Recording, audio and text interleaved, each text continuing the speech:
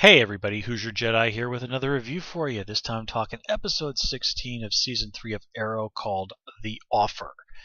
And this episode's title has a little bit of a double meaning. Obviously the main thing being the offer that Ra's al Ghul, Ra's al Ghul, whatever, makes to Oliver about taking his place. We also get to see, of course, Nyssa making an offer to Laurel to train her. And it is kind of interesting to see how this might pan out. I mean, it would be interesting if Nyssa was able to recruit Laurel as an ally against her father. And, this might, in a way, even potentially put Laurel on a collision course with Oliver. I mean, that's spitballing, but it is certainly interesting. And I also kind of just like the idea of Laurel and Nyssa spending some time together. Nyssa, I've noticed, has very poor social skills. She really doesn't know how to talk to people. And Lord Laurel, well, she can at least hold a conversation with a normal person. And I think being trained by somebody who she has a little bit of emotional distance from, somebody instead of Oliver, would really be a good thing for Laurel. And let's face it, her sister took to that League of Assassins training pretty well, so, maybe some of that runs in the Lance family. And let's not forget, Detective Lance actually did save Nyssa's life from some of Slade's goons. I mean, she even gave him that little, hey, thanks, nod. So, clearly there's more potential. There's a lot of potential in the old Lance family gene pool. So let's talk about some other stuff real quick. Nothing really huge to say about the Hong Kong flashback, but the whole "who the hell is this woman that looks exactly like Shadow?" That's definitely a WTF moment there. This episode we get to see Detective Lance, who we just mentioned, finally confront the Arrow over the whole keeping Sarah's death a secret thing, and boy, does he let Oliver have it. And of course, this does ultimately end with Oliver sort of realizing, hey, I don't do this to be thanked. I don't do this to be liked by people. I do this because this is what I need to do. This is sort of my place in the universe. And you kind of have to wonder if maybe Detective Lance, well, I have a feeling he's going to be coming after the Arrow quite a bit more. I think it's going to get worse between those two before it gets better. But I ultimately think that Detective Lance will come back around on his opinion of the Arrow. This whole thing about not telling him about Sarah, that's obviously always going to be a sore spot between them. But I think he's going to come back around and remember, hey, this city is really screwed without this guy. And this is somebody who's doing all of this for selfless reasons. And of course, Oliver's reasons are a huge factor in this episode. His desire to protect the city, to do good in the world. Well, Ra's seriously plays that up. He says, hey, you take over the League of Assassins, do whatever you want with them. If you want the League of Assassins to stop killing people, you can make that happen. Now, of course, anybody who isn't an idiot nobody who isn't an idiot would think it's going to be that simple. But the resources at their disposal, that's awful tempting stuff. Especially for a guy who's of seriously diminished means like Oliver is right now. Though somehow, even though he has no job and apparently no money, still doesn't seem to have any kind of a problem paying for things. Comic book TV, right? But anyway. Felicity, of course, rightfully lays into him on the idea that he's even halfway thinking this offer over.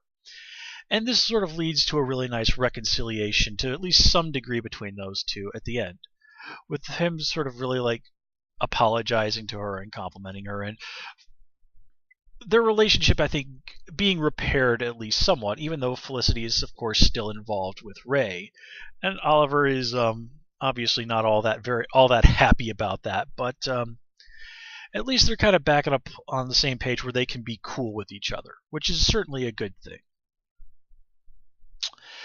Honestly, the one thing that really bugs me about this episode is how Oliver just sort of doesn't really seem to be giving a lot of thought to the potential consequences of rejecting Ra's al Ghul's offer.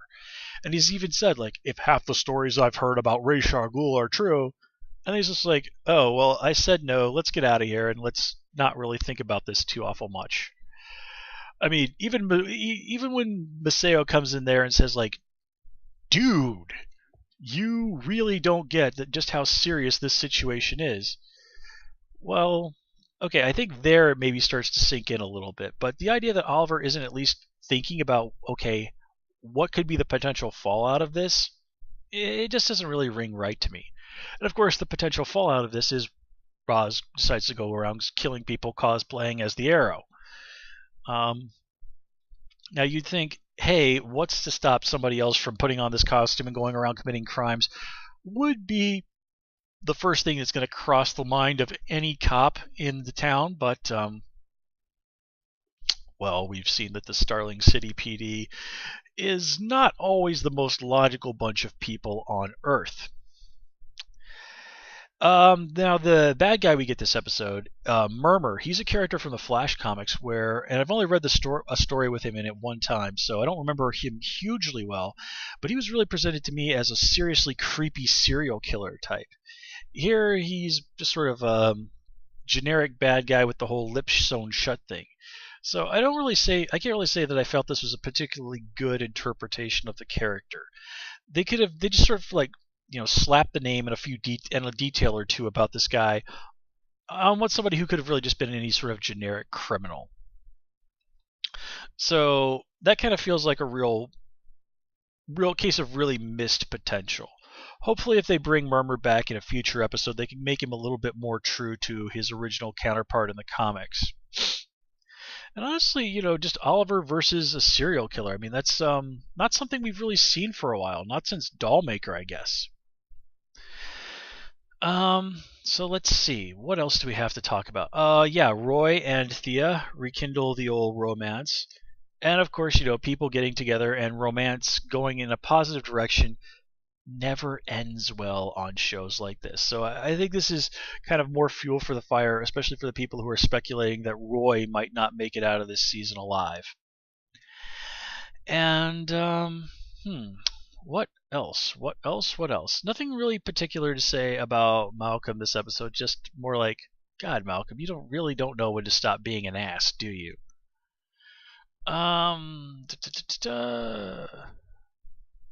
Yeah, and aside from that, I really don't have too much else to say about this episode. It was certainly a very interesting episode. It picked up on that cliffhanger from last episode quite well.